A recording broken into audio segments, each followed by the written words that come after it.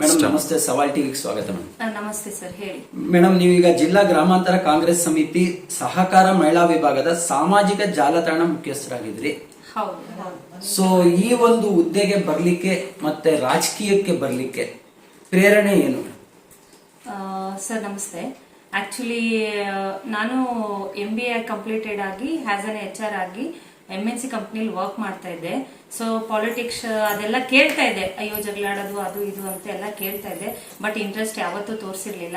ನಮ್ಮ ಅತ್ತೆಯವರು ತುಂಬಾ ವರ್ಷಗಳಿಂದ, ನಮ್ಮ ಅತ್ತೆಯವರು ತಾರಾಜಿ ಅಂತ, ಅವರು ತುಂಬಾ ವರ್ಷಗಳಿಂದ ಕಾಂಗ್ರೆಸ್ ಸಮಿತಿಯಲ್ಲಿ ಕೆಲಸ ಮಾಡ್ತಾ ಇದ್ರು. ಅವ್ರ ಜೊತೆಗೆ ಹೋಗ್ತಾ ಇದ್ದೆ, ಬರ್ತಾ ಇದ್ದೆ, ಬಟ್ ಯಾವತ್ತೂ ಇಂಟ್ರೆಸ್ಟ್ ತೋರಿಸ್ಲಿಲ್ಲ. ಒಂದು ದಿನ ಸಿದ್ದಯ್ಯ ಸರ್ ಅವ್ರ ಮನೆಗೆ ಹೋದ್ವಿ ನಾವು. ಅಂದ್ರೆ ಅವರು ಪುರುಷ ವಿಭಾಗದ ಪ್ರೆಸಿಡೆಂಟ್ ಅವರು ಕಾಂಗ್ರೆಸ್ ಸಮಿತಿಯಲ್ಲಿ. ಸೊ ಅವ್ರ ಮನೆಗೆ ಹೋದಾಗ ಎಲ್ರು ಮಾತಾಡ್ತಾ ಇದ್ರು. ಅವ್ರಿಗೆ ಕಾಲ್ ಕೂಡ ನೋವಿದೆ. ಸೊ ಸ್ಟಿಲ್ ಅವ್ರ ಆ ಏಜ್ ಅಲ್ಲಿ ಇನ್ನೂ ಮಾಡ್ಬೇಕು ಅಂತ ಉತ್ಸಾಹದಿಂದ ಮಾಡ್ತಾ ಇದ್ರಲ್ಲ. ಸೊ ನನ್ಗೂ ಯಾಕೆ ನಾವು ಇನ್ನೂ ಏಜ್ ಇದೆ, ನಾವು ಕೂಡ ಒಂದೇನೋ ಒಂದು ಮಾಡ್ಬೋದಲ್ಲ, ಒಂದು ಐಡೆಂಟಿಟಿ, ನಮ್ಮ ಓನ್ ಐಡೆಂಟಿಟಿ ನಾವು ಮಾಡ್ಕೋಬಹುದಲ್ಲ ಅನ್ನೋ ಉದ್ದೇಶಕ್ಕೋಸ್ಕರ ನಾನು ಈ ಬ್ಯಾಕ್ ಗ್ರೌಂಡ್ ನ ಚೂಸ್ ಮಾಡಿದೆ. ನನಗೆ ಕಾಂಗ್ರೆಸ್ ಸಮಿತಿಯಿಂದ ಮೊದ್ಲಿಂದನೂ ಪರಿಚಯ ಇತ್ತು, ಬಟ್ ನಾನು ಯಾವತ್ತೂ ಅದರಲ್ಲಿ ಕೆಲಸ ಕಾರ್ಯ ನಿರ್ವಹಿಸಿರ್ಲಿಲ್ಲ. ಸೊ ಯಾವಾಗ ಇವರು ಒಂದು ಪೋಸ್ಟ್ ಅಪರ್ಚುನಿಟಿ ಇದೆ, ನೀವ್ ಯಾಕೆ ಮಾಡಬಾರ್ದು, ಬೀಯಿಂಗ್ ಆನ್ ಎಜುಕೇಟೆಡ್ ಆಗ್ಬಿಟ್ಟು ಯಾಕೆ ನೀವು ತಗೋಬಾರ್ದು ಇದನ್ನ ಅಂತ ಕೇಳಿದ್ರು. ಸೊ ನನಗೂ ಕೂಡ ಒಪ್ಪಿಗೆ ಇತ್ತು. ಸೊ ಹಾಗಾಗಿ ನಾನು ಈ ಪೋಸ್ಟ್ಗೆ ನನ್ನ ಮನಸ್ಫೂರ್ತಿಯಾಗಿ ಒಪ್ಕೊಂಡು ತಗೊಂಡಿದ್ದೀನಿ.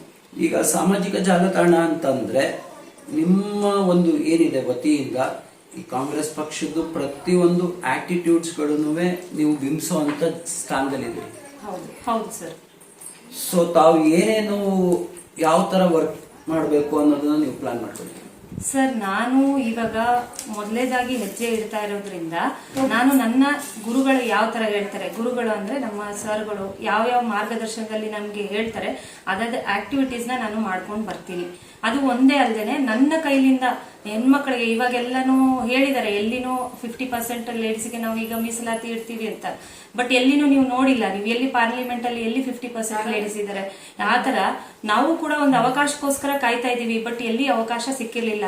ಮಹಿಳೆಯರು ಬರೀ ಒಲೆಗೆ ಮಾತ್ರ ಸೀಮಿತರಲ್ಲ, ಎಲ್ಲದಕ್ಕೂ ಮಾಡ್ತಾರೆ, ಎಲ್ಲ ಕೆಲಸ ಕೊಟ್ಟರು ಮಾಡ್ತಾರೆ ಅನ್ನೋದನ್ನ ನಾವು ಪ್ರೂವ್ ಮಾಡ್ಬೇಕಾಗಿರೋದಕ್ಕೋಸ್ಕರ ನಾವು ಈ ಪಾರ್ಟಿಯನ್ನ ಚೂಸ್ ಮಾಡ್ಕೊಂಡು ಮುಂದುವರಿತಾ ಇದ್ದೀವಿ.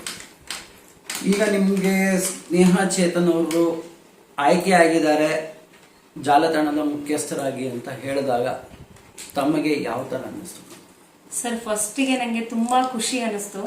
ಯಾಕಂದ್ರೆ ಜಾಲತಾಣದ ಅಧ್ಯಕ್ಷ ಅಂದ್ರೆ ಇದೊಂದು ನಾಟ್ ಎನ್ ಈಸಿ ಪೋಸ್ಟ್ ಅಲ್ಲ.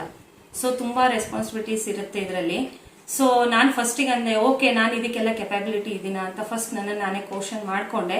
ಬಟ್ ಆಮೇಲೆ ನಾನು ರಿಯಲೈಸ್ ಆದೆ, ಹೌದು ನಾನೇನ ಇದನ್ನ ಒಂದು ಸ್ಟೆಪ್ ಮುಂದೆ ತಗೊಂಡು ಹೋಗಿಲ್ಲ ಅಂದ್ರೆ ನಂತರ ಎಷ್ಟೊಂದು ಹೆಣ್ಮಕ್ಳು ಇರ್ತಾರೆ, ಮನೆಗೆ ಸೀಮಿತ ಆಗಿರ್ತಾರೆ, ಎಜುಕೇಟೆಡ್ ಆಗಿರ್ತಾರೆ, ಮನೇಲಿ ಏನೋ ಬೇರೆ ಪ್ರಾಬ್ಲಮ್ಸ್ ಗಳಿಂದ ಅವ್ರು ಫೇಸ್ ಮಾಡ್ಕೊಂಡು ಮನೆಯಿಂದ ಆಚೆಗೆ ಬರಕ್ಕೆ ಆಗಿರಲ್ಲ. ಒಂದು ಮಕ್ಕಳ ಕಾರಣ ಇರುತ್ತೆ, ಒಂದು ಅತ್ತೆ ಮಾವನ ಕಾರಣ ಇರುತ್ತೆ, ಇಲ್ಲ ಹಸ್ಬೆಂಡ್ದೇ ಕಾರಣ ಇರುತ್ತೆ, ಏನೋ ಒಂದಿರುತ್ತೆ. ನಾನೇ ಇವಾಗ ಒಂದು ಮಾರಲ್ ಸಪೋರ್ಟ್ ಅವ್ರಿಗೆ ಯಾಕೆ ಆಗ್ಬಾರ್ದು ಅನ್ನೋ ಉದ್ದೇಶಕ್ಕೋಸ್ಕರ ನನಗೆ ಫಸ್ಟ್ ಆಫ್ ಆಲ್ ಖುಷಿ ಅನಿಸ್ತು.